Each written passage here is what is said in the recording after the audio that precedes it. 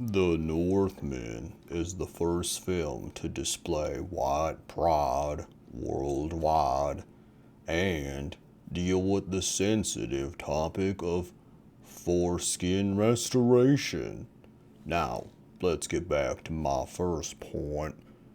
The reason that this film has white pride is that there's a bunch of white guys in the woods chanting naked and turning into spirit animes. Plus, he goes all over the world.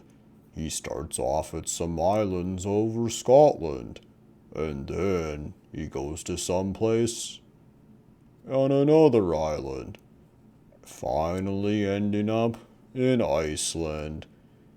He basically saw 90% of the known world, discounting the fact that there were people in other parts of the world, but they just didn't know where they are because they didn't invent boats or maps or nothing. So you can't consider that a part of the known world. The only known world was Europe. That is, until the great sailors and explorers from Europia went to discover the rest of the world, who were basically like NPCs just kind of operating in the fog of war. That's how I think most history happened anyway. Now back to the foreskin part. A lot of the film has strange creatures, and in the beginning of the film, the main character goes on a foreskin restoration spirit mission with Willem Dafoe and his father, and that part was beautiful. See, everyone knows that all Northmen, like folk, get their foreskin stolen away by Jewish doctors, but because Ethan Hawke loved his son so much that he forsake his entire life, he allowed him to go through the horrific and animalistic ritual to restore his foreskin, but only when he's in an animal form. That's why you see the fox later in the film. The fox was the main character's foreskin animal, guiding him to the path that he needed to go to get that murder sword to revenge his family. And let's stop and talk about the values of this movie for a moment. The value being family good, except when family bad. Family good when it involves the restoration of your foreskin.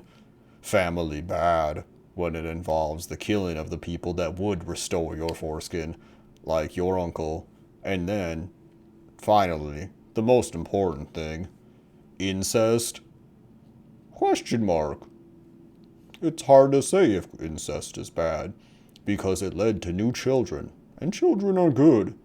But when the incest is used in depraved manners, like Nicole Kidman's character uses it to try to seduce her own son, incest is then bad. Don't do that. That's bad.